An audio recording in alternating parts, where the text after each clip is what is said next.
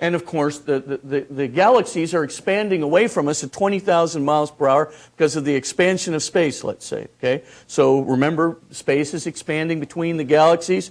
So of course, this spaceship, by the time it gets to, let's say, another galaxy out there, what the observers see is that the universe is, that the spaceship is coming at them at 80,000 miles per hour, 100,000 minus 20,000.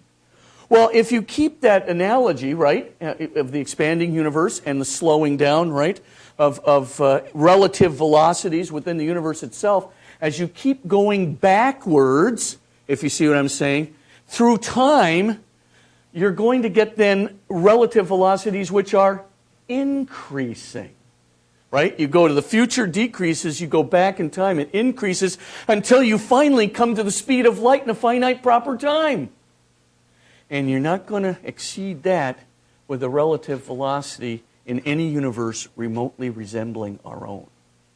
Now, what he says is that's a boundary to space-time. And that boundary to space-time, it could be a mark, a pathway to another kind of physics, or it could be an absolute beginning of the universe itself. But, and here's the curious thing, let's suppose it's a pathway to another kind of physics. Then, of course, he says, but if that universe with its different physics, all it has to meet is one condition, and its average Hubble expansion is greater than 0, then, of course, it too must have a boundary to space-time. And if that demarcated another one to another physics, and that physics had an average Hubble expansion greater than 0, that would have to have a beginning. And eventually, you get to the point where you're actually going to have a beginning of all the beginnings, of all the speculated and hypothesized pre-universes. You're going to have one where finally there is no mark of a physics, but it's just simply the beginning of the universe itself. Because the only condition that needs to be met is an average Hubble expansion greater than 0. People said, well, wait a minute, what about an oscillating universe or something of that nature?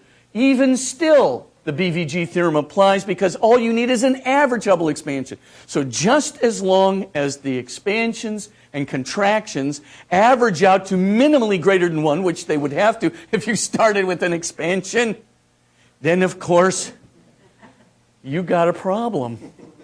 Every known conceivable model of the universe has to have a beginning. There have been many people who've tried to make exceptions, right?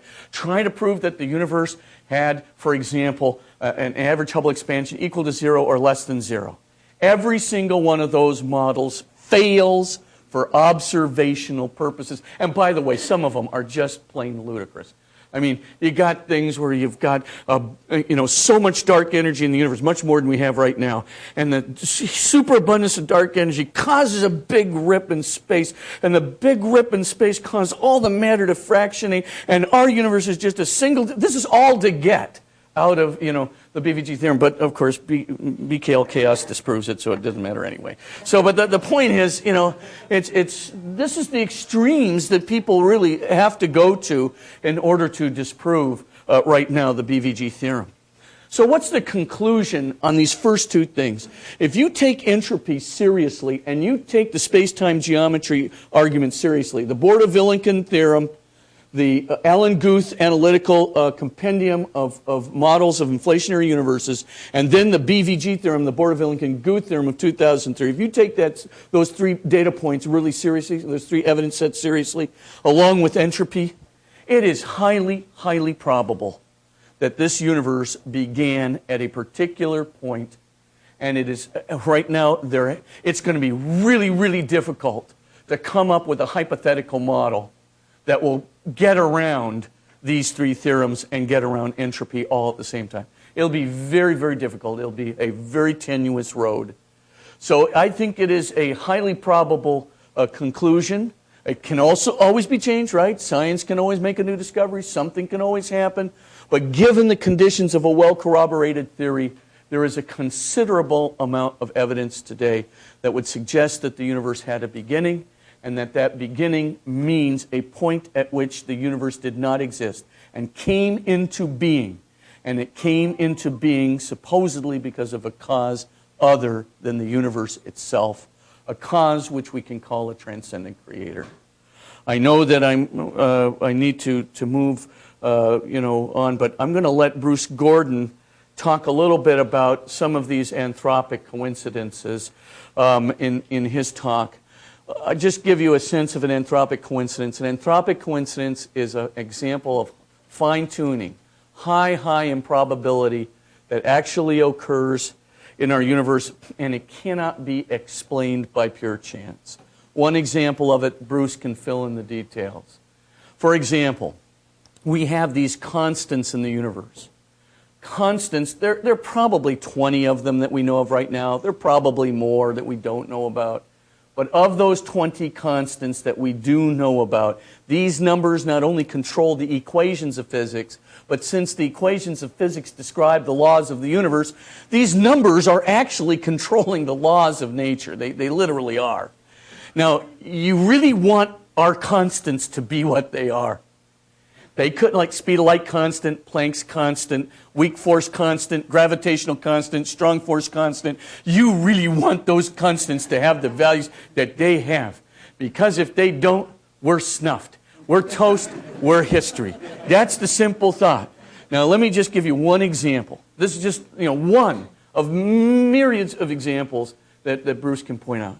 If the gravitational constant or the weak force constant, just 2 out of the 20, were off by 1 part in 10 to the 50. 1 part, this is a really small fraction, you guys. That's like a point and then 49 zeros and a 1. Okay? That's a really small fraction. 1 part in 10 to the 50. Either the universe would have suffered a catastrophic collapse almost immediately, or the universe would have exploded continuously in its expansion, and both of those would have ruled out life. It would have been a non-anthropic solution. So we're really lucky that if you think this happened by pure chance, and most people don't, then you better find another explanation. And the other explanations are basically 2, and Bruce will talk about them. One is a super intelligent designer. The other explanation is, wow, trillions of, 10 to the 10 to the 123 unobserved and unobservable universes that minimized it, causing the denominator of the probability equation to minimize the probability that our universal constants actually occurred by pure chance. Well, take your pick. What's more reasonable? What's more responsible? Let Bruce fill in the details. Very interesting. Maybe the multiple universes.